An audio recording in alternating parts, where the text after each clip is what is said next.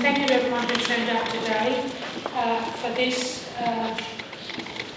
brief coming together of members of Parliament and people in the community to become more informed on the issue affecting the Uyghur people.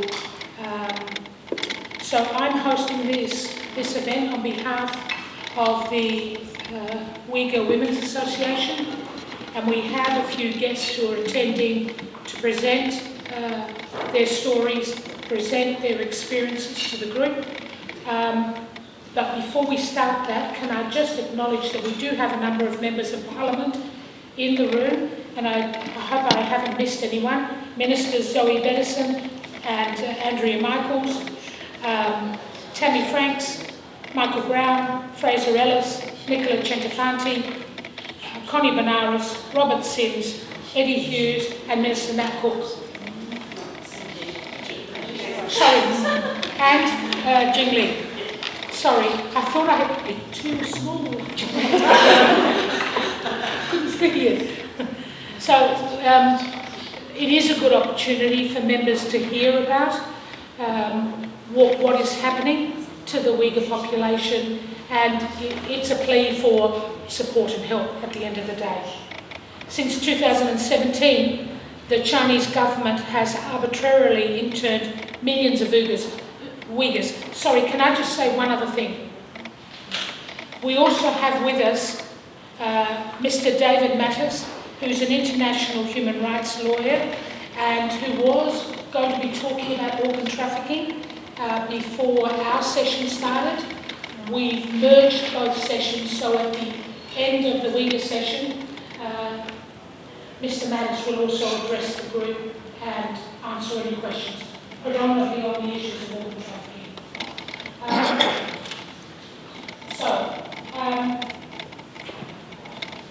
Millions of Uyghurs and Turkic peoples in the Xinjiang province, also known as Turkestan, have been arbitrarily interned in a mass network of concentration camps known as the education centres. And this internment is solely based on their ethnic, cultural and religious identity. The inhuman policies of the Chinese government include killings, forced indoctrination, mental and psychological torture, forced sterilisation of women, sexual abuse, forceful separation of children from their families, and perversive surveillance. In essence, this constitutes a campaign of ethnic cleansing. In a report released on 31 August 2022, the UN Human Rights Office has assessed the human rights violations in the region amounting to, and I quote, international crimes, in particular crimes against humanity. Also, the actions of the Chinese government were recognised as genocide by 9 countries and crimes against humanity by the European Union. The delegates that are here today in Australia intend to meet with the Australian government and politicians across the country about the current atrocities being committed against the Uyghurs and what Australia and other democracies around the world can do to address this issue. Without concentrated efforts by all international governments, Uyghurs and other Turkic people within eastern Turkestan are being deprived of their cultural identity and language to the detriment of both present and future generations of Uyghurs and other Turkic peoples. Today we are lucky to be able to host and hear from Zumrate Arkin, the Program and Advocacy Manager and spokesperson of the World Uyghur Conference. She graduated from Lavelle University with a Bachelor of Laws in 2019 and graduated with a Bachelor in International Relations from the University of Montreal in 2016. Zumrate, I hope I'm pronouncing your name correctly. Zumrate primarily focuses on advocacy in multicultural space, particularly at the United Nations. She is also leading different campaigns such as the Olympics campaign, the Forced Labour campaign, and she regularly offers commentary to media outlets including Reuters, BBC, The Guardian, Washington Post, France 24, Al Jazeera, Nikkei Asia and the ABC. We are also fortunate to hear from two camp survivors, Kelbiner Siddiq and Omid Zakali. Finally, we will hear from Ramila Chanishev, the President of the Australian Women's Association, Uyghur Women's Association. So let's commence by hearing from Zumratay, and then we'll proceed to hear from the camp survivors, the two camp survivors. Can I indicate the two camp survivors will be presenting their stories through an interpreter. Thank you.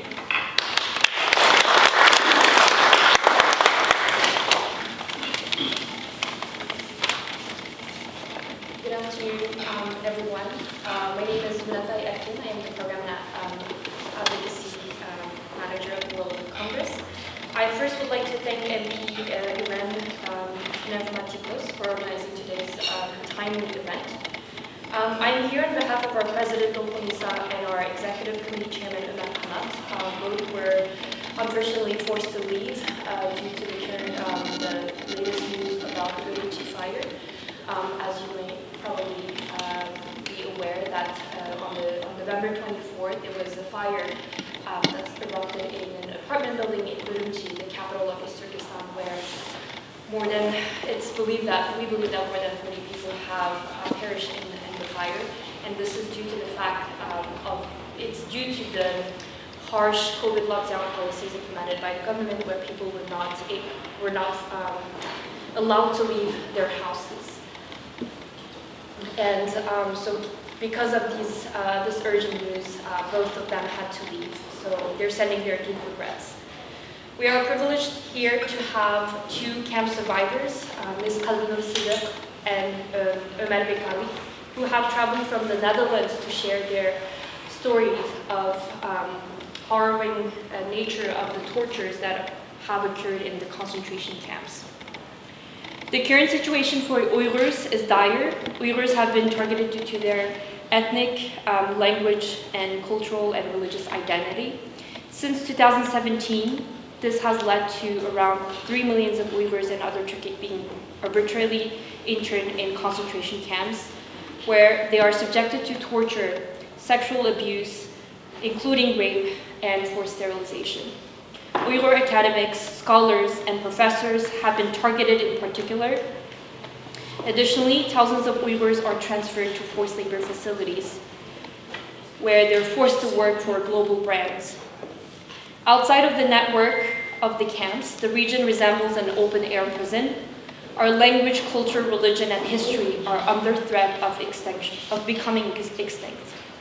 In our homeland, forced labor is widespread in the cotton, solar, automotive, textile, and agriculture industries. The state-sponsored forced labor regime comes at the same time as the securitization of the region. These state-sponsored labor programs are described as poverty alleviation programs that are supposedly beneficial to the local population. But the reality is that these programs involve surveillance and other means of control. The labor transfer programs are used by the government to punish and discipline people it deems as backwards or deficient because of their race or religion. The refusal to participate in these programs can be considered as a sign of radicalism and lead to one's extrajudicial detention. The UN Special Rapporteur on Contemporary Forms of Slavery in his August report points out that some instances may amount to enslavement as crimes against humanity, requiring further independent analysis. In June this year, the United States implemented the Uyghur Forced Labor Prevention Act, the first ever legislation in the world to tackle this specific issue. And in September, the European Commission introduced a proposal to enact a ban on goods made with Uyghur forced labor, with just forced labor. And in the case of Uyghur forced labor, credible due diligence is nearly impossible, given the highly repressive environment in which workers, but also Uyghurs live today. The They are surveilled and threatened with internment if disobedience occurs. It is therefore important that we recognize these challenges and limitations and find appropriate mechanisms that will address these issues. This is also the responsibility of civil society organizations to advocate for these recommendations. The business community also shares this burden by being diligent about their supply chains and the conditions of the workers on the ground, including the country-specific human rights situation. Consumers also have the responsibility to not only denounce these practices, but also to not contribute to their facilitation. On August 31st, the Office of the UN High Commissioner for Human Rights published its much-delayed report on the situation of Uyghurs and concluded that grave abuses, including possible crimes against humanity, were committed by the Chinese government. The report offers the most definitive UN assessment of these issues faced by Uyghurs and other Turkic people from the world's leading human rights body.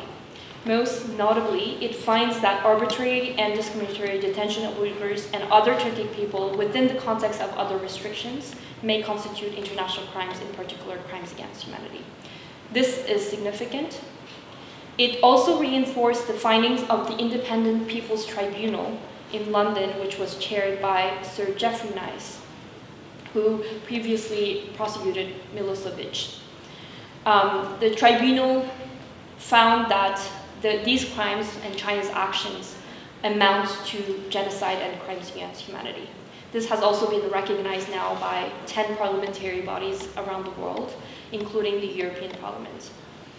And on October 7, a core group of 10 countries introduced a resolution to the UN Human Rights Council to debate about the Uyghur issue at the upcoming session in February, but the resolution failed due to China's influence on the members sitting on the Human Rights Council. It is crucial to understand that these abuses have not stopped, but they are continuing as we speak. The Chinese government has not shown any intention of cooperating with the international system and mechanism, nor has it shown any intention of changing its current discriminatory policies targeting Uyghurs and other Turkic people. As we speak, the reality on the ground for Uyghurs is dark. Since August, Uyghurs in East Turkestan have been living through harsh COVID-19 lockdowns with limited food and medical care. And just a couple days ago, the fire erupted and a lot of people have perished in that fire. As a result, protests have erupted in Urumqi, but also in major Chinese cities, led by Chinese students, to show solidarity with the victims, but also to denounce these harsh COVID policies. So we hope that there's this momentum, this opportunity is used effectively, and that governments can take this time, take this opportunity to take tangible action. So I want to call the international community, including Australia, to action. We can no longer sit and do nothing because we're all here. We have missing relatives. We have relatives in camps. And I am now delighted to give the floor to our brave camp survivors who will be sharing their experiences as well. Thank you so much.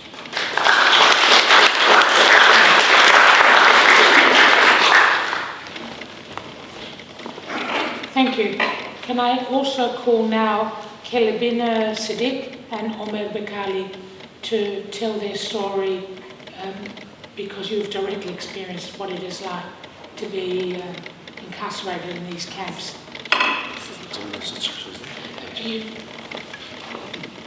Thank you. Assalamu alaikum. Hürmetlik hanımlar, efendiler, Allah'ın azaları. Ben Fethullah Türkistan Urumqi şehirde Jaza лагері şahidi kadınısını kılma. Hello everyone, my name is Kadınır Sıdık.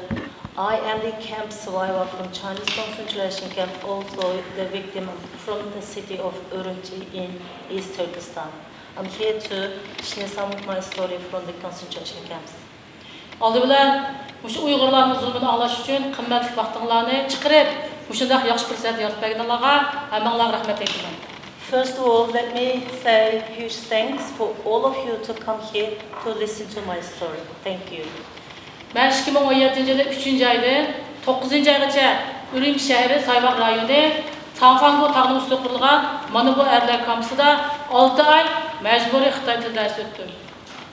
I taught Mandarin and Chinese language in one of the concentration camp named Sanfango in the city of Qurultìyi. That was located far from the local suburban area from March until September for 6 months. Bu erler kampusunda binanın etrafları korunun tamlaması elektronluk topluk sımlarla katık oralgan bina işçi teşi sakçılar, harbiyler, korallık kağıdıldıgan jay.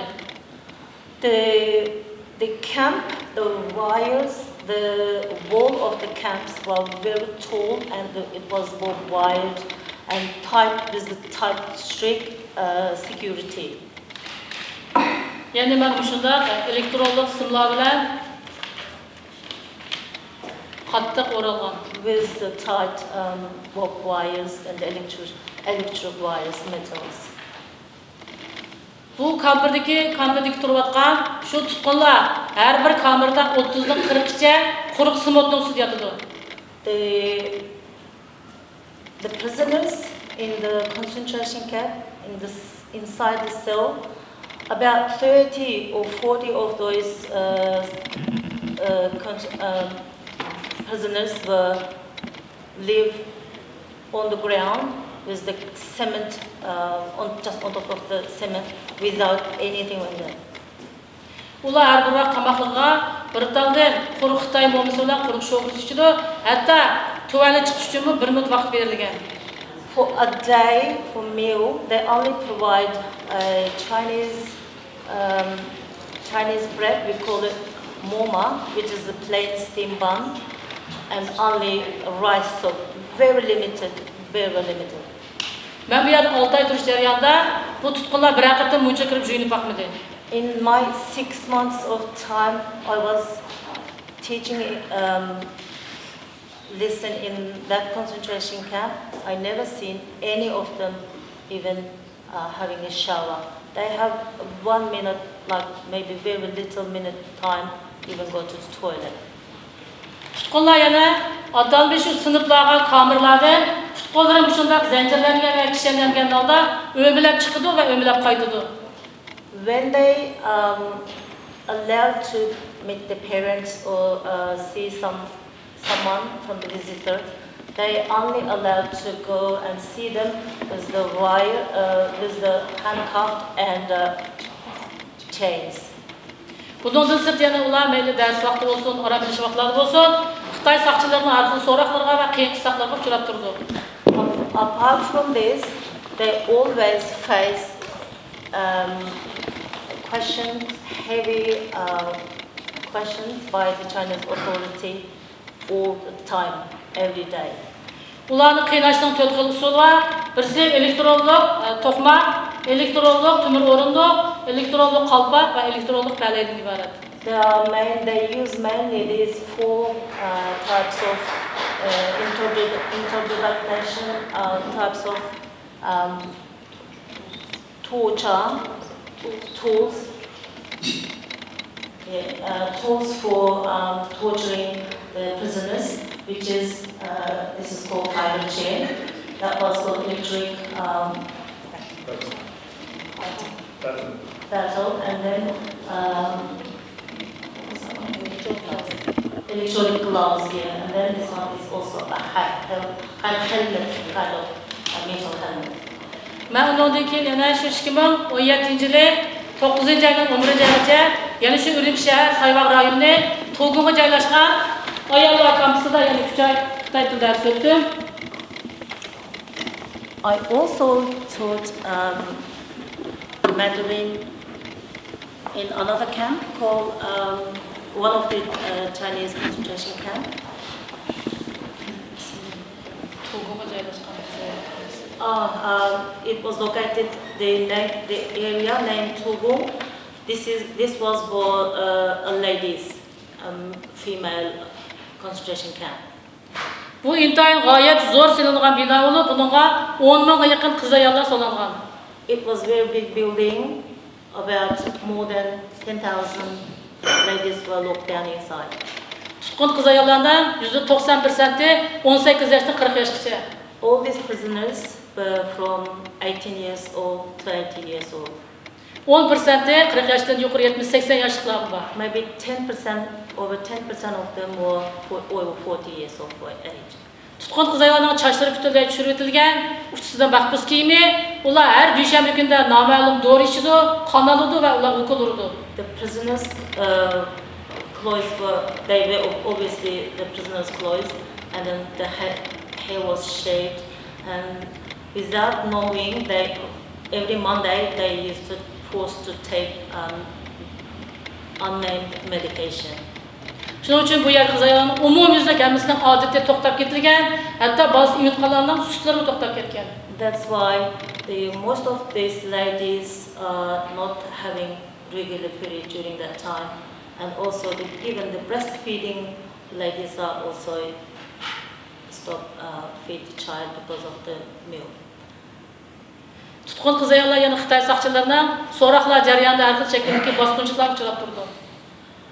Also, they always face countless of rapes by the Chinese authority inside camp. Yani Xitay sakçılarının mecbur holda bosqinchilik qilish, navbatlash bosqinchilik qilish va undan keyin qo'ldagi to'qmoqlar, kaltaklar bilan shu qiz ayollarning maqsad jinsiy yo'liga tiqish orqali qiynash bordi. Also, those young ladies face, apart from rape, the Chinese authorities, the police guard, do anything they want to do with the girls, apart from rape, and then also not only rape, but also using tools to their private area to torture them. Meyli kampı لاگېرى içidikiler olsun ya sırtıdikiler olsun, sırtıdikiler üstü uçuk türmelerde yaşaydı. Ular yani şu Xitay sakçılarının ahali komutanın mecburlaşıda tuğmaslık operasyası kılındı ve üzük silindi. Regardless of where they live, Uyghurs always face the Chinese oppressions, such as do abortion, birth control operation, and also even outside. They also, although they are outside, not inside the camp, but they also live under Chinese oppression, and they have to follow their leaders, Chinese leaders, do whatever they ask. Man bu ahali komutandan tushaygan uqtirishlar bo'lib, buni aniq yozilgan 18 yoshdan 59 yoshgacha tug'ut yeshdagi qiz ayollar belgilangan doktorxonaga berib, 2 xil tekshirish qatnashlar deb. Agar shu xizmat moslashmay qolsanglar, saqchixonaga berib, tumir o'rnida o'tirsa aniq yozilgan. This is the order from the local council in that area, one of the local council area.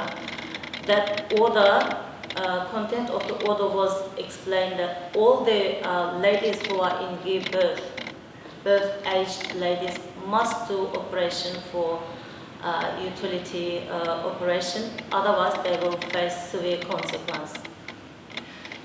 Ben bu 2019 yılı 5. ayının ahırda şu yerdeki ne çözülen Uygur kız ayolları okşar.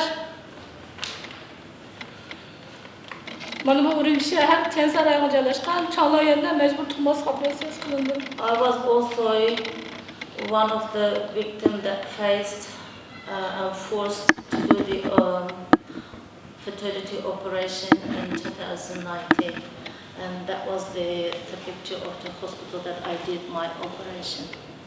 Bundan sert şu yerdeki Uygur kız ayolları yani Xitay erlerine tegishga mecburlandı. Hem ular özlerinin ballardan ayrı etilgen, yoldaştan mecbur ayrılgan. They also, Uyghur girls are forced to marry with Chinese people. The families are separated from the kids, grandparents. That all of them are forced to do whatever the Chinese ask them to do. Bundan sırt yani şu kız ayollar özünün aileye orlaştırılgan atanmış koşma Xitay er tutanlarının özünün ailesi turup depsençi kortuşup uçurap durdu. And also in the family, under the Chinese rule of the twin relatives principle of the Chinese rules, they have to accept in the family if there are one Han Chinese male must live in that family, they also have to accept that Han Chinese behavior, even he is behaving, doing anything towards the family member, the girls. They cannot refuse or they cannot resist whatever the Han Chinese male name relatives do to that family that he is living. Bundan sonra yana şu sırtdaki az bir kısım kişiler yani mecburi halde her xil zavodlarda qul işçi bo'lib ishlayotidu. Apart from those tortures and difficult lives, the other Uyghurs are also taken into these factories and forced to work as a slave. Tajavuzchi Xitoy hokimiyati kamp lagerlarida sir hozir yaqinda mana xalqimizni korona karantin sababli shu xalqimizni uylarida osh qo'yib o'tiryapti. Now, as you can hear from the report earlier, the Han Chinese are also killing my people under the name of COVID lockdown or social distancing just recently. Texmi dehshat bo'lgani yaqin yuz bergan 24-noyabr Urumchi shahar Tensa rayoniga ketgan o't aptida ichini ishg'olda tirik turib shu yerda Uyg'ur xalqimiz o'zining uyida qechib chiqishga amal yo'q, tirik ashadi kuyib o'lgan. The worst of all, just recently the fire erupted in the city of Urumchi. One of the building was badly burned. More than 40-something people died because they cannot escape from the fire. Xitoy hokimiyati demak ta hozirga qadar bu daqiqaga qadar vatani Sharq Turkiston bo'layotgan irqiy qirg'inchilikni bir kunmi to'xtatib qolgani yo'q. The Chinese government never stopped genociding Uyghurs until now. It's still continuously happening. Men bir jazo lageri shahidi sifatim bilan mush Avstraliya Adelaide shahridagi mush parlament hukumat xodimlaridan shunday o'tinmanki, sizlar mush Uyg'ur xalqi tugab ketishdan burun bizga yaqin yordam bo'lishinglarni va Xitoydan kelayotgan majburiy emgak qo'zg'atib chiqqan shu iqtisodiy savdo aloqalarni uzishinglarni, har xil qonunlarni chiqarib bir tadbir qo'llashni umid qilaman. Hammalarga rahmat. As a camp survivor and a witness from the Chinese concentration camp, I can't believe that Australian government, parliament members to listen to our story and work closely with us to stop China's genocide, and we need your support in order to stop Australian government to bring the forced labor products into Australia. I'm happily begging all of Australian government to support us in this matter. Thank you so much.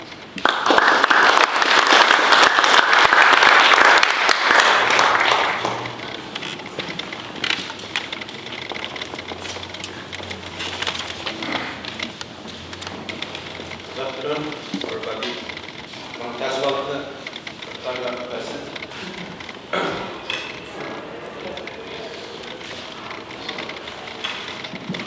Thank you so much. The only reason he's asking me is because I've been translating in Parliament in the last few days, so I know his story well. Thank you. Ben 5 yıl burun şu noyabr aylarında kampından çıkışın ahırki aylarında etevakka baktım. Ben ki In 5 yıl burun 5 years ago, in November, is the date that he was released from the concentration camp.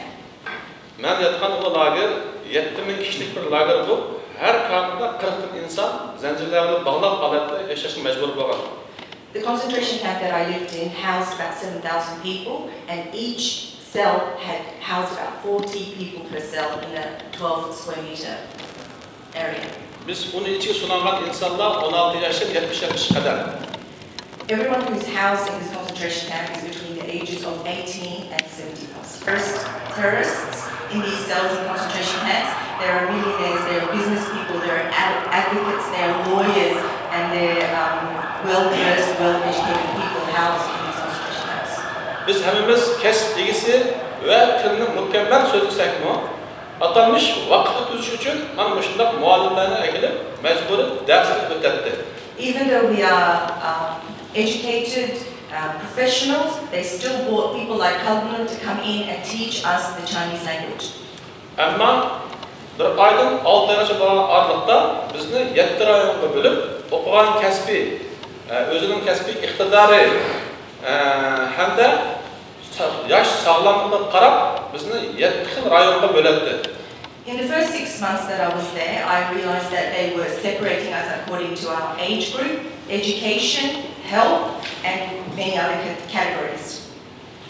Keyin men bu lagerdan chiqqandan keyin ko'nglimda bizni shunchalik bo'lgan vaqtda organlarni oladiganlarni ayirib bir rayonga, emgak qullukini oladiganlarni ayirib bir rayonga, qerilarni ayirib bir rayonga, hattoki bakteriyaskiy tadqiqot olib bo'lgan ahvoldagi kasallik o'zgarish ahvolida bo'lgan insonlarni ayirib lagerga bo'lib qolgan.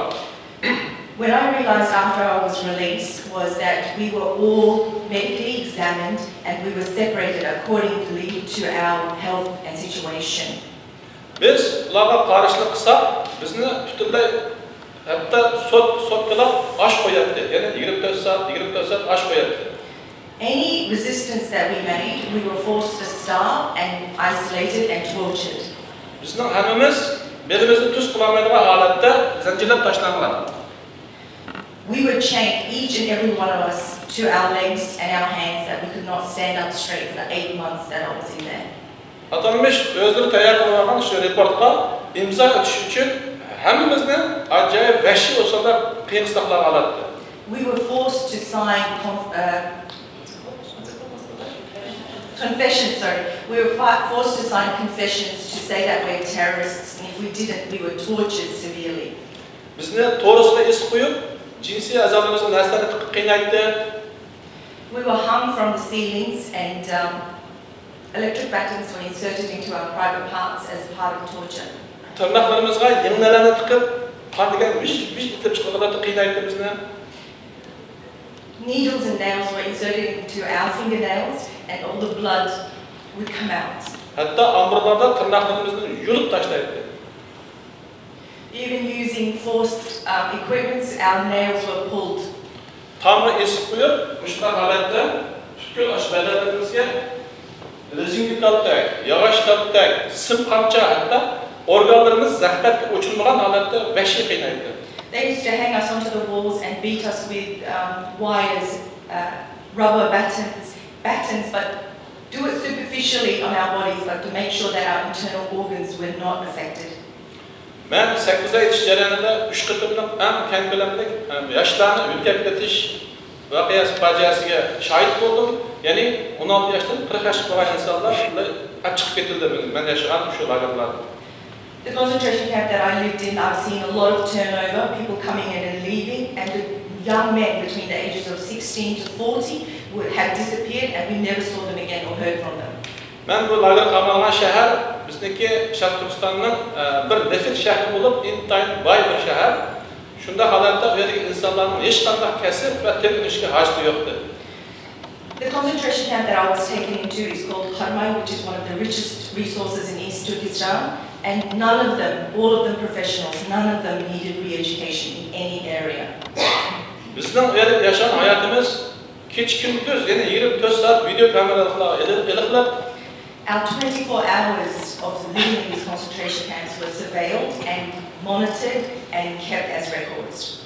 Biz lager şahitleri bunu dünya aşkandan keyin Xitoy ala bugünkü kadar özünü aklap, bu tarbiyalash merkezi deb yalan sapsatini taqdilatıdı, ama 20 saatlik bizim şerge hayatımızı hala bugünkü kadar e'lon qilamadi. I was defamed when I came out and I spoke up. They called us terrorists and liars, and we were surveilled 24/7. If the Chinese Communist regime says that we are terrorists, you should ask to view these videos, at least half an hour of it, and you will see the truth. To this day, I have not seen any release of these videos to the international world. Bunun içinde fakat Müslümanlar olmasın, belki Hristiyan, Uygur Murtlarımı var, özünün Xitaylarımı var, aşırı halatta kırgın kılavatlar. So those who are in concentration camps, not just the one I stayed in, it's not only Muslims, because there are Christian Uyghurs as well as religious Chinese who are also taken into these camps. Biz xalqaro birlashgan yurtdoshlarniki 1972 dunyo urushidan keyin bu qirg'inchilik ikkinchi qadam qaytalanmaydi, bu o'lim lagerlari va kaplar ochilmaydi deb bergan ahdnomasiga amal qilmagan har qaysi davlatlarning hukumat va parlamentlarini ko'rib qattiq ichindim. After the Nazi Holocaust, the world said never again, and that we are seeing it again, and this is why I'm extremely frustrated and very, very disappointed and sad with the international governments. Xitoyning qon tomchigan shu iqtisodiy manfaatiga bo'lib, bizniki sharq-o'rtalik bo'lgan qirg'inchilikqa ko'z yumadi. Men insonlikqa xitob qilamanki, bu qirg'inchilikni to'xtatish uchun o'zimizning insonlik vijdonimizga xitob qilishimizni umid qilaman.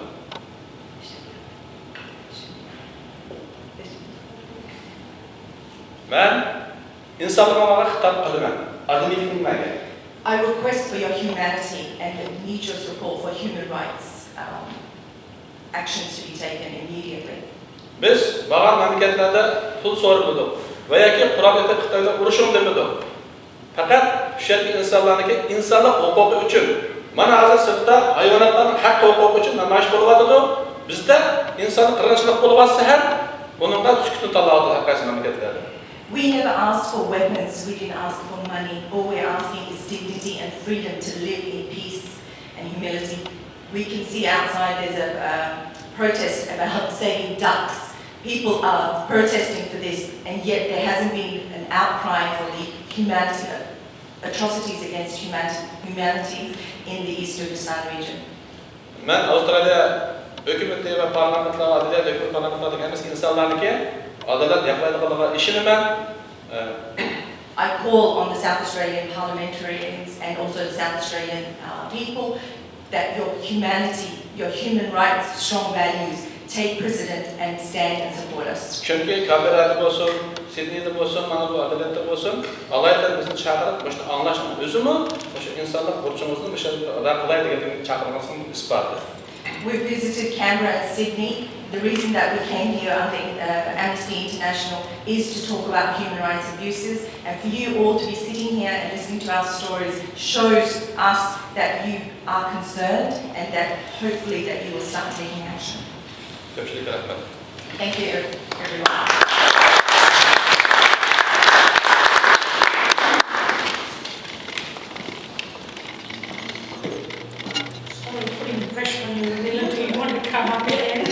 Just make some comments and then we'll open up the event to questions. Yes, thank you. Thank you. Thank you, Irene. I didn't say thank you for organising this event and bringing everyone together. Thank you so much.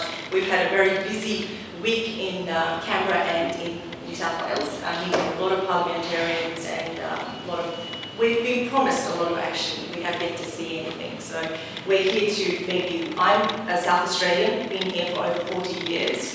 And I'm so happy to see you all, and hopefully we can work together going forward. South Australia hosts the biggest Uyghur community in Australia and the oldest as well. So from 1980 onwards, 1976 onwards, East Turkestanis have been calling South Australia their home. The three key asks that we've been asking in Parliament, we've met with opposition leaders, we've met with current leaders as well, government, is to, firstly, the two camp survivors talked about the slave labour bill.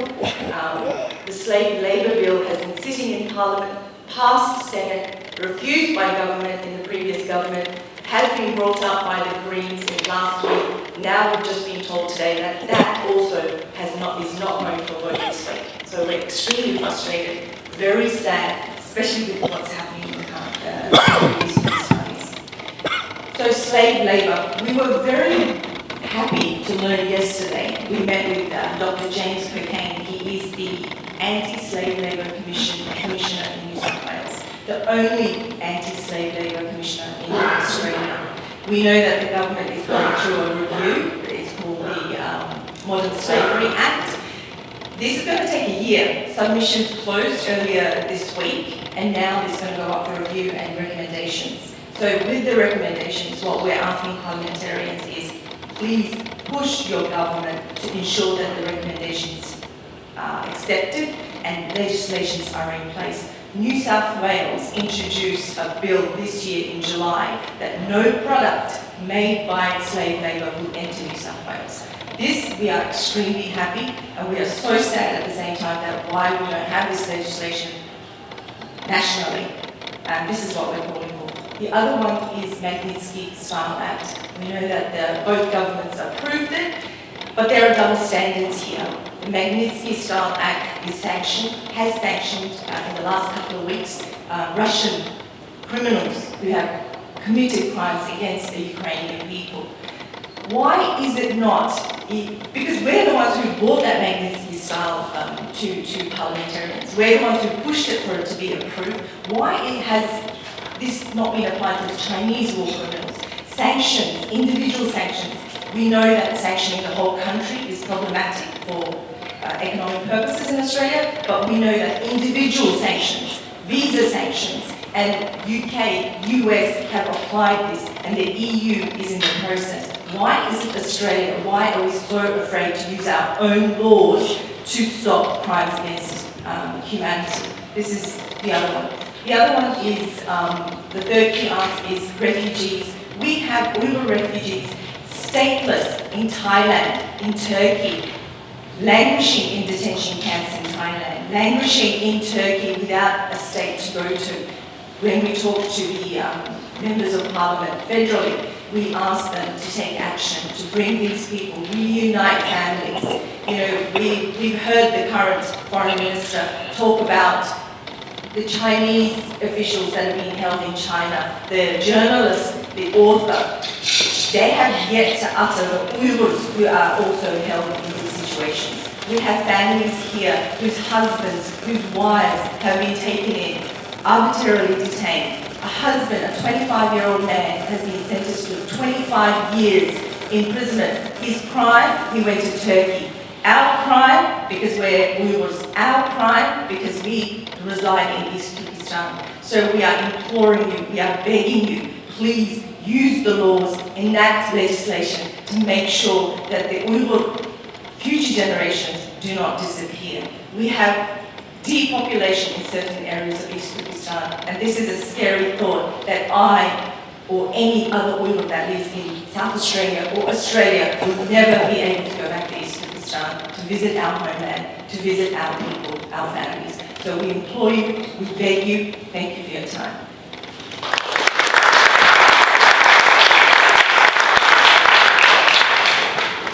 Can I ask Mr. David Mills to just make a few comments, and then we'll open the event up to questions.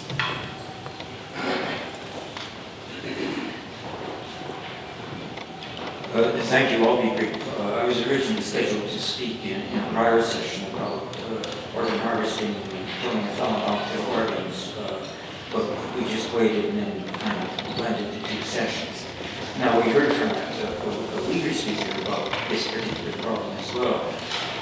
China has been killing prisoners of conscience on an industrial scale for their organs. They're killing them through organ extraction since the early 2000s. The primary victims initially were practitioners of spiritually based center exercises around Gong. At the time when they were first victimized, there seemed to be an inexhaustible supply of organs from this population, but over the course of many years, the arbitrarily indefinitely detained Falun Gong population depleted. And with the advent of the mass detention of Uyghurs in 2017, the Uyghur population has to a large extent replaced the Falun Gong population as the source of organs for transplants. We heard from our previous speakers that when the Uyghurs are beaten, their organs are avoided. We heard from the previous speaker that people from the ages of 16 to 40 disappear. There are airport limits in the airports in Xinjiang with signs on them saying for transplantation of organs. The Uyghurs and the Falun Gong in detention are systematically tested for their blood type, tissue type, and it's not for their health because you can hear they're tortured, but it's necessary for organ transplantation. deportation. This is an issue that the Parliament of South Australia has addressed. The issue was first raised by David Shoebridge in a petition in the New South Wales Parliament in 2015. There was then a joint committee of this Parliament making recommendations in 2016, recommending both that there be an offence for people of residents of South Australia, but go outside of South Australia and become complicit in or trafficking, extracting organs without consent. There was then a private member's bill by David Shoebridge in the New South Wales Parliament to the same effect. There was then a joint parliamentary committee of the Australian Parliament also recommending that there be an extraterritorial offence and that there be mandatory reporting of transplant tourism. Mandatory reporting was something that was recommended as well by the South Australian Parliament, the Joint Committee, and by David Shoebridge in his private members bill. The Government of Australia in February 2001 reacted to those two recommendations about extraterritorial legislation, saying they agree about mandatory reporting, say they have to talk to the states about it. And so what I and others have been doing the last few days as the leader community has been moving around Australia, I also, with colleagues from the Falun Gong community, have been moving around Australia to talk about this issue. And that's all I would say now, but I'm happy to answer questions along with the others.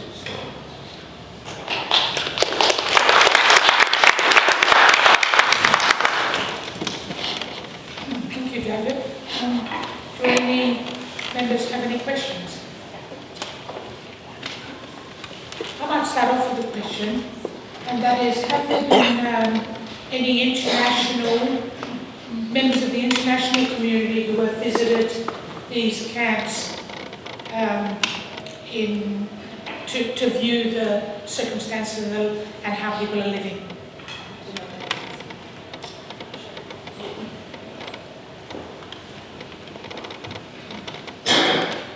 This is actually a really good question, and there has been no independent investigations in the region. This is something that we have been calling for the past few years.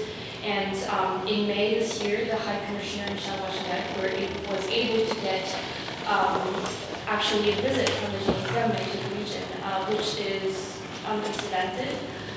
However, her visit was not in the aim of having an independent visit. It was more of a dialogue visit with China. The visit actually was pretty catastrophic in terms of the outcome, because she was not able to visit any of these facilities. Really, she did not have an independent visit, and she did acknowledge this in her briefing to the Human Rights Council in the June session.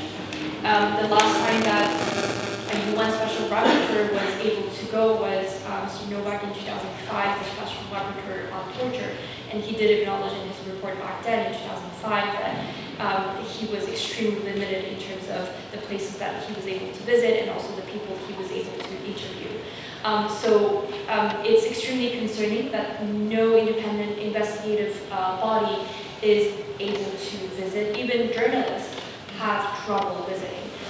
Only journalists that we know who have visited the region are journalists who have been allowed by the Chinese government to go on propaganda tours, which happens actually quite regularly, where the Chinese government organizes these tours for not only journalists around the world, but also delegations from around the world, including most specifically Muslim-majority countries, diplomats who go on these tours to these very choreographed scenes and where people are seen dancing, chanting, and forced to go to mosque to perform prayers, but they can see for themselves that this is our own lives.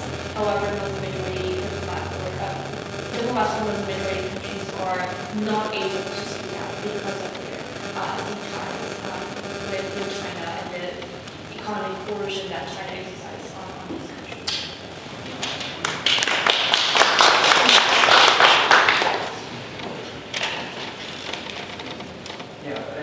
this is an obvious problem.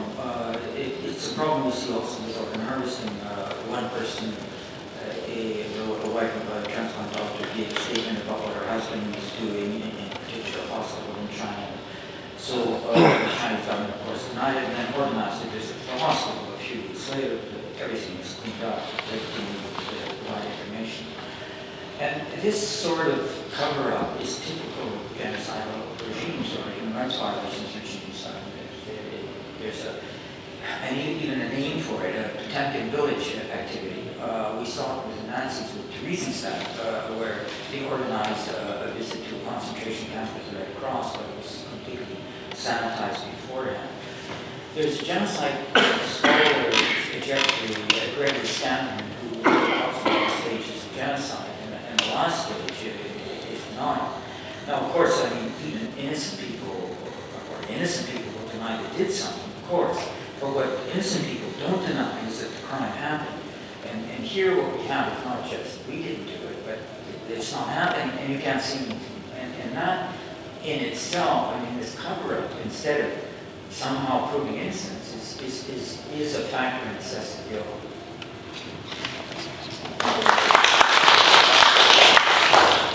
Anyone else have any questions? I might ask one more then. In the absence of actually having sighted or experienced the camps, it's very important that we heard from both Kelvina and Omer, because they are at least our eyes into what's going on in the camp. Are there many camp survivors around the world who can continue to tell their stories? Because I think it's important, in the absence of having some form of inspection, it's important that people keep on telling their stories so that the visual image is clear, because it certainly was clear today. Yeah, please. Australia has 3, I think, who's come out here. There's a young gentleman who has lost his wife to a camp and he's unable to bring her to Australia. When he went to visit her a few years ago, he was taken in and disappeared for 22 days. And the Australian embassy had to intervene in Beijing to bring him out. So this is not real. This is very real. Internationally, there are a lot. And if you search the Uyghur Tribunal, you'll be able to see who is speaking up. There's quite a number of them in the US and the EU, European Union. David, just in terms of organ transplant, I was following your reports and I've been reading up on about it. Governments can take action. Israel has taken action to prevent its citizens from going to China for organ transplant. Did you know that you can get a kidney within a week? You can request one, they'll match you up. Within a week you can go and you can get a transplant. And I was told a couple of days ago, I think Belgium also introduced that to their citizens. It's illegal for a Belgian to go over there and get a transplant. This is what the parliamentarians and the legislation can do in Australia. So if Australia prevents these people from going there, demand will be low, supply will diminish. So this is the steps that we can ask the government to take. Thank you.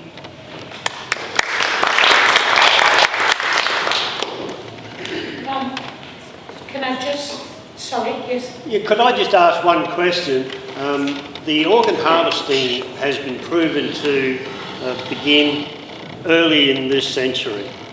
Now, if the parliamentarians had listened to David Martis and these other people that had proof beyond doubt that this was happening, if the parliamentarians had have acted on that at that time, would the Uyghur situation be in the place it is now? Do you want David to respond? Yes. To a certain extent, that's a rhetorical question. I would say no, that if the abuse is addressed early enough and squarely confronted, there was potential for backing off. trouble with the system of organ transplantation in China is that it's become an addiction, a financial addiction. The hospital system is financed through this global selling of organs at huge prices, and we can talk to patients in the hospitals and see what they see. And what they see is a lot of foreign patients from Japan, Korea, Middle East mostly, but there are a few from Australia. There's also, of course, a build-up of criminality, and the build-up of criminality means a build-up of people who want immunity and want engagement in Ireland and are trying to prevent anything being done about it. So the longer you wait, the harder it is to deal with it. And of course, we've got this situation where they move from the Falun Gong to the Uyghurs. It wasn't just initially Falun Gong, it was also Uyghurs and Tibetans and House Christians. The others were in relatively small numbers, but more recently when I'm going to these meetings, there are Tibetans that show up, there's Mongolians who show up, because they realize as one population depletes, they move to another and then another. And it's just, you don't stop your human rights violations, it's spread.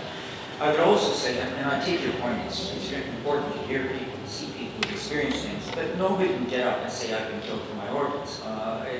This is part of the problem of communicating that issue. It's easier to talk about torture because you can hear torture victims. What we hear is from the people who are there, is what we've heard from one of the speakers before. People disappear, people are beaten, but their organs aren't touched. They're blood tested in order to be examined and not for their health. The odd one may be threatening with organ extraction, but not systematically. Now, in terms of people who speak about it, there's a lot of Kazakhs in Kazakhstan who were detained and then released, because they were Kazakhs and sent to Kazakhstan. And Ethan Gutman has been working on this issue, and he's interviewed a lot of them. And is planning to write a book on it. There's not a lot of these victims spread throughout the world, but they've been released in the report. But there are a lot of them in Kazakhstan. Kazakhstan. Thank you, Dan. We have to close this session because the Parliament bells are about to ring. Yeah. But can I just again say thank you to both Kelvina and Omid, the honour was ours, and also to Ramila for organising this on behalf of the, as President of the Australian Uyghur Women's Association, and also Zuma Dayakan, the Program and Advocacy Manager and Spokesperson of the World Uyghur Conference. Thank you all for coming, and I'm sure you've provided some food for thought, and hopefully some of the parliamentarians that were here today will take action in that regard and introduce legislation to attempt to address some of the issues. Admittedly, a number of them are federal issues, out of our sphere of control, but every little bit helps, and things that we can do here, we will endeavour to do. Thank you so much.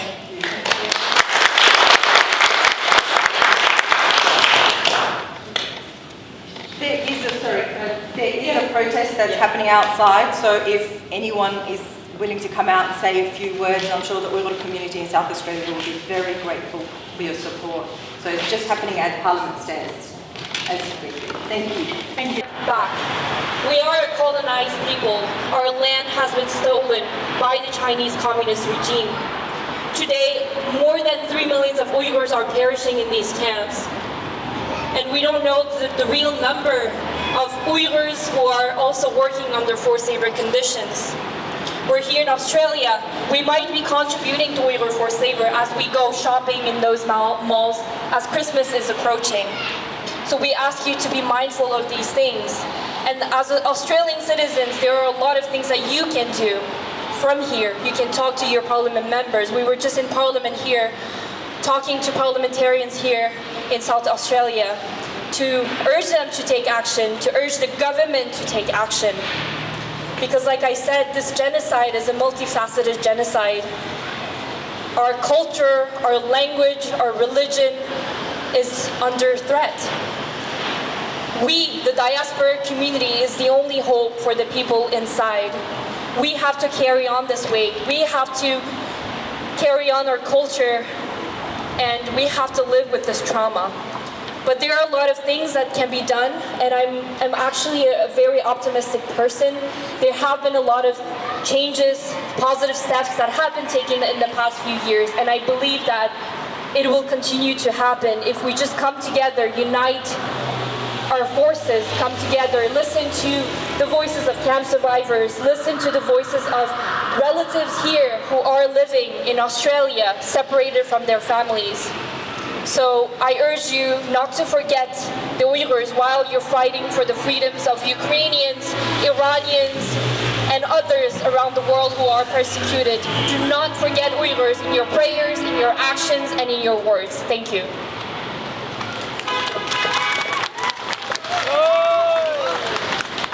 Assalamu alaykum suyumli vatandaşlar, aziz qarindoshlar.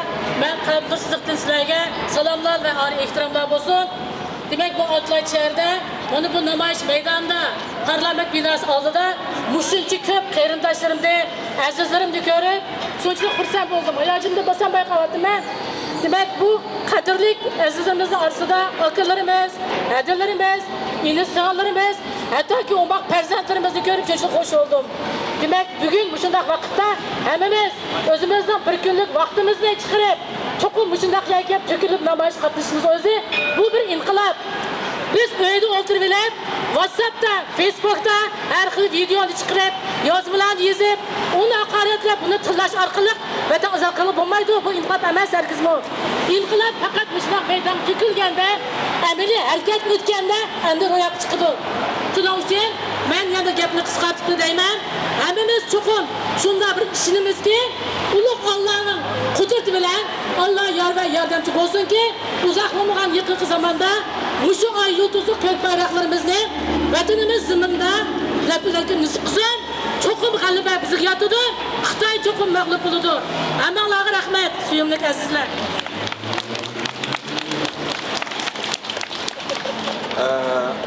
Assalomu alaykum, muhtaram qarindoshlar. Bugun sizlarga bir uchrashganimdan aytib xursandman. Ikkinchi dunyo urushidan keyin xalqaro Birleşmiş Milletler Tashkiloti imzo atgan bundagi qirg'inchilik bo'lmaydi, lagerlar ichilmaydi deb qilgan tuzgan ahdnomaga xiloflik qilib, hala bugunga qadar 5 yil bo'ldi bu qirg'inchiligimizga ko'p mamlakatlar sukun tanlayotdi. Shu sababdan Avstraliyaga kelishimizning maqsadimiz shu. Buni o'zining demokratik maydonini bildirib, shu qirg'inchilik bo'layotgan shu mamlakatlar bo'lgan savdo aloqalarida to'xtatib, shu qirg'inchilikni to'xtatishga bir demokratik mamlakat bo'lish sifati bilan o'zining rolini joriy qildirish uchun bu yerga keldik qarindoshlar. Biz mana shaytor hayot qilganmiz, butun dunyo xalqlarini, davlatlarini, har qaysi tashkilotlarini, hukumatlarini, senatorlarni hammasini vijdonini o'yg'itamiz. Birinchi qitim qilgan ishimiz bu qirg'inchilikni to'xtatib turib, andan keyin o'zimiz mustaqilligimiz uchun kurash qilamiz. Bu shuning o'zimi mustaqillik uchun qilgan bir kurash, qarindoshlarim. Men sizlarga boshqa aziz qarindoshlarimiz maydonga to'kilganliklariga shunchalik suyundim. Jiq mamlakatlarga bordik, faoliyatlarga aktiv qatnashgan qarindoshlarimizni ko'rdim, ammo buncha ko'p emas. Bugun men sizlardan suyundim, faxrlandim. Biz har qachon birga Uyg'urning ruhini herkes sunduramaydi. O'rlikka bo'lgan, mustaqillik bo'lgan ruhini sunduramaydi. Bizni zanjirlarni bog'lab tashlab, o'zlari bizni chiqishqimizda yurakni do'pildab, inimizga kelolmaydi hatto. Zanjirni bog'lab osh qo'ysinmi? Bizniki ularga bo'lgan nafrat ko'zlarimizni itilmagan. Sizlar ko'ryapsizlar. Vatanimiz qarindoshlar, Urumchida 44 qarindoshimiz bizni bevaqt ayrildi. Ular yatqari jannatda bo'lsin. Onun sizmi 400 minglab, 4 milyonlab qarindoshimiz o'limlari bizga bexabarsiz. Qarindoshlaringiz onu qilmaslik kerak. Bugun sizning tuquningiz boshqa bir oylarda yashab, o't ko'ymagan bo'lsa, erta ularga o'chirib kep qilish mumkin. Men shuni tavsiya qilaman qarindoshlarga. Siz Sharq Turkiston tug'ilgan ekansiz, o'zingizning Uyg'urligingizni unutmang, kimligingizni unutmang.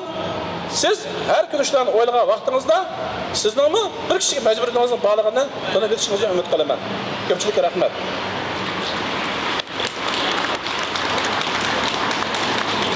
I would now like to invite a member of the Greens, Tammy Franks, to give a few words. Good afternoon. My name's Tammy Franks. I'm a member of State Parliament. We're sitting inside in both the lower and the upper houses, but believe me, we could hear you on the steps. Louder than those super trucks. I'm here to say that we had a parliamentary forum today where we heard the voices and the stories of those who've been tortured inside these concentration camps, these Chinese Communist Party supposed re-education camps. And I'm here to say that every member of parliament that attended today, we believe you. What's more, there is things that we can do as members of parliament. We can ensure that we take the lead around the world, and that we take the lead previously shown of this parliament where we divest from human rights violations. We've shown that we can divest with our monies, our South Australian monies in terms of our super and funds SA from the Russian invasion of Ukraine. We can do the same with legislation around stopping support for human rights violations with human slavery acts, which we've seen the lead from the Greens in New South Wales. We can take action with Magnitsky. We can ensure that where human rights violations are affected, that states like South Australia can in a targeted way take action. And as members of parliament, we can inform our constituents, you are our constituents, but your friends and neighbours and colleagues, we can, for example, show leadership of what products not to give for this Christmas as presents, because if a product is supporting human rights abuse in a Chinese Communist Party concentration camp, it ain't no Christmas present I want to be giving to my friends or family. So that's my pledge to you. I've been working and talking with Greens interstate, and I know David Shoebridge has done some excellent work on human slavery laws, and we can introduce those next year in the South Australian Parliament, and that's just one small thing that we can take up. We heard your voices outside today as we heard the stories from those, which must take enormous courage to repeat, and I'm so sorry that you have to repeat your stories. And I'm so sorry that people have previously not believed you. But believe me, every politician who came and watched today and heard the conversations today, they went away knowing that they have to do something. Here as a community, get on your phone to your local member, let them know that you were out on the steps today, let them know that you're looking forward to your South Australian parliamentarians taking up the cause, supporting actions against human rights violations, and that at a federal level, the legislation, the debate around these human rights violations being taken to task, it's passed the Senate, it's sitting in the lower house. So the Labor government, the new Albanese Labor government, they need to work with the Greens and get this done and get it debated in the new year. They stalled it this week in the federal parliament, but come February next year, they must have this debate and we must have change.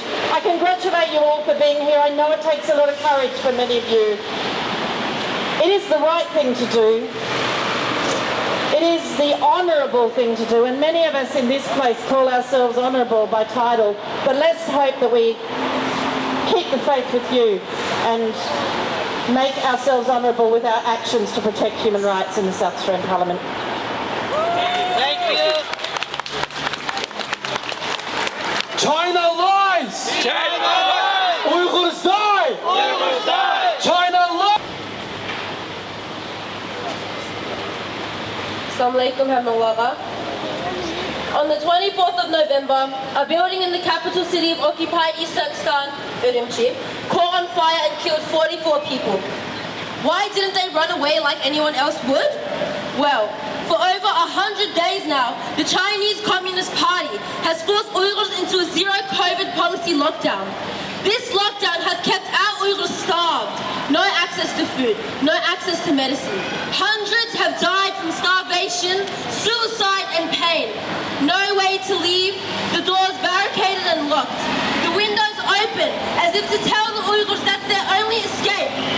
Imagine being locked into your house for over 100 days with crying, starving babies. Children asking you why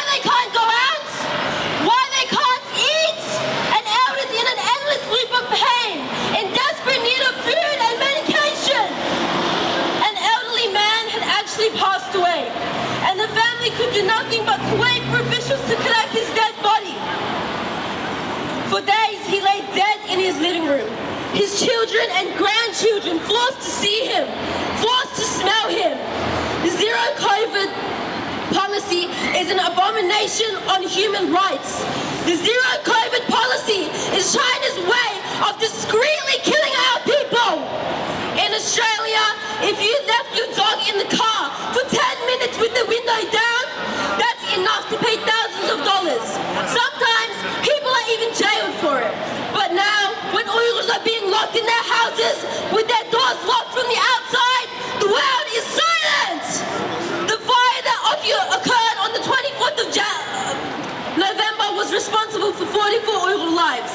Babies, children, teens, adults, and elderly. The youngest victim being 10 months old. Disgusting! The fire was accidental. It started on the 15th floor and rose up, slowly cooking the people inside. 810 meters away from the apartment was a fire station. 810 meters. Yet no one was allowed to help for 3 hours. For 3 hours, people locked in their houses were forced to sit there helpless, awaiting their slow and painful death. A mother had placed her 2 children in a room for protection. When she had returned from trying to escape to check in on them, they lay dead, covered in ashes. This fire was the start of many, many silent deaths.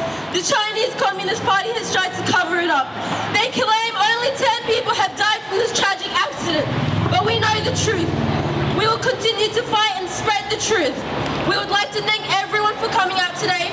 We would like to thank you for your continuous support, for all your posting and all your endless support.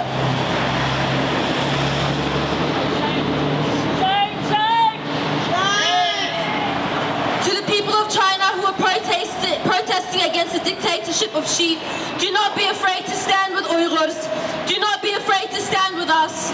We are fighting for our freedom, and this is the time to join us and fight for our freedom. Our freedom against genocide, our fight to be Uyghur without any persecution. Freedom for East Pakistan! Freedom for East Pakistan! Justice for Uyghurs! Justice for Uyghurs! What do we want? Freedom! Where do we want it? Now! What do we want? Freedom! Where do we want it? Now! Freedom for East Pakistan! Freedom for East Pakistan! Justice for Uyghurs! Justice for Uyghurs! Freedom for East Pakistan!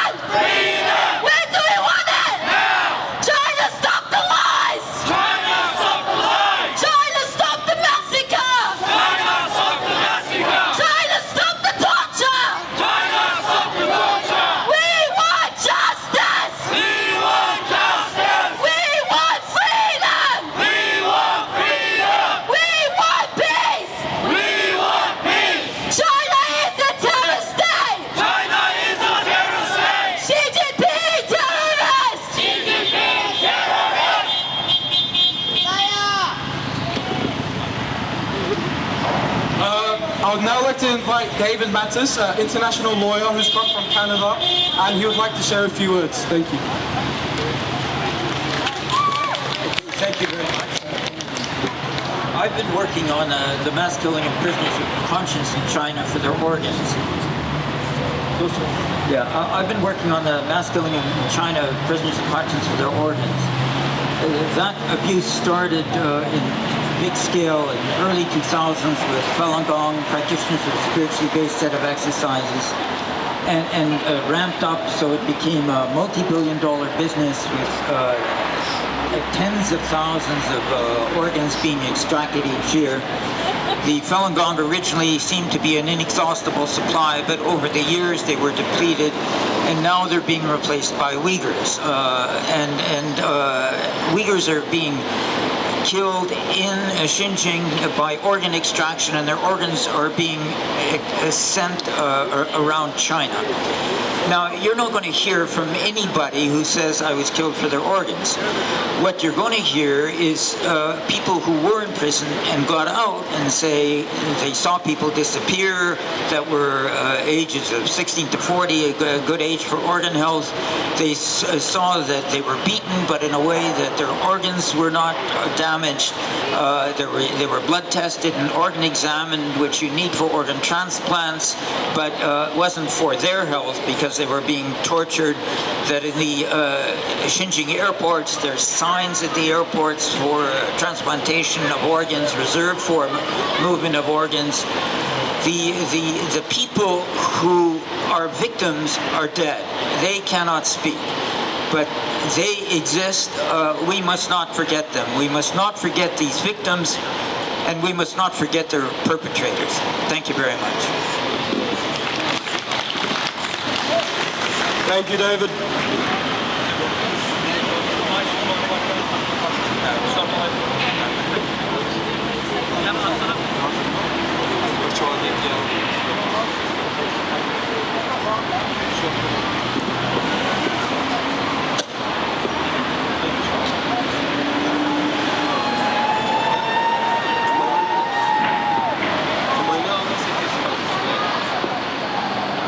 Last but not least, I would like to invite our Imam, our teacher, Brother Salam, Alim, for our closing dua and final speech.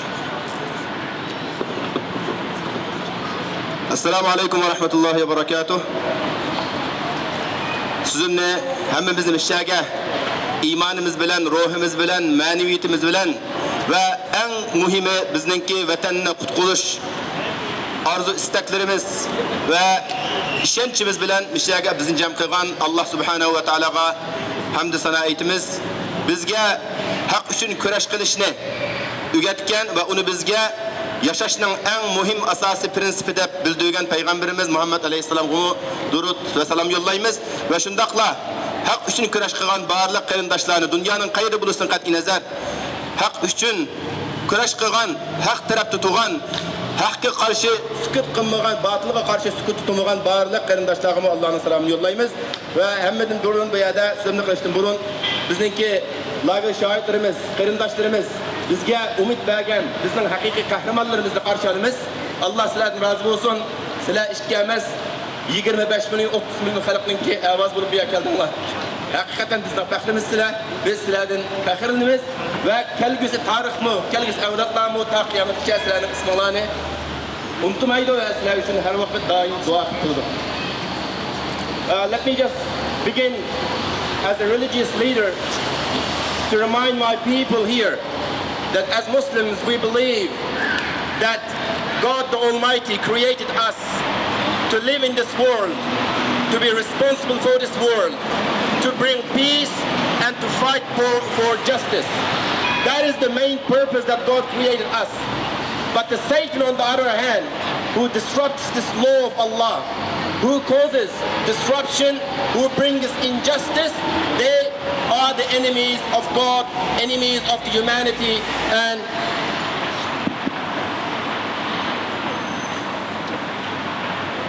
and they are the enemies of everything who lives in this world. Today, we are standing here, number one, to pay our prayers, condolences to those people, about 44 people, family members, adults, women, children, who were killed by the Chinese government. It was planned killing. It is a murder committed by the Chinese government. Anyone can see that. Anyone with reasonable mind can see that that wasn't an accident. It was a fire, but it was planned. Because the doors were locked from outside. They were not given any chance to escape. They were not given any chance to cry, to call for help. Even those who acted as they're coming to help did not do anything. They watched them burning alive. They watched them with their own eyes.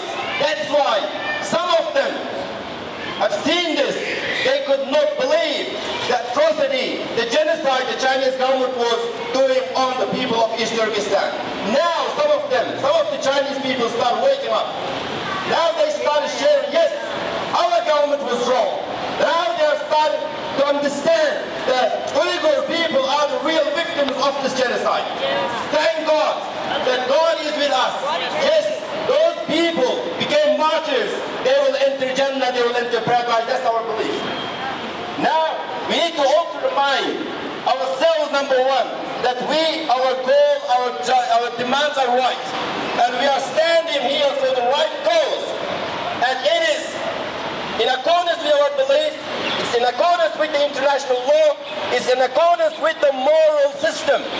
No one can say no to our demands. This is our just call, just demand. So I want to congratulate every one member of our community here, and especially the wider community who stood with us today. Thank you very much. We appreciate your support, and we want you to be our voice, to share, to spread this to all people. And thank you for the parliamentarian who spoke today. But it's not enough that one or two people just come out here to give us comfort. That is not what we want. We want that our voices to be heard by every member of the parliament, state level, federal level. Then it shouldn't stop there, but they should come up with the right legislation. They should come up with the same way of protecting the innocent people like they are doing right now in Ukraine. Until we get our freedom, this genocide is not going to stop. Now and then we are coming here for protest, and it's been going on for the last 73 years, since 1949. Chinese government used all the tactics, all the possible means to wipe out the whole nation from a geographical place which is 1.8 million square kilometers.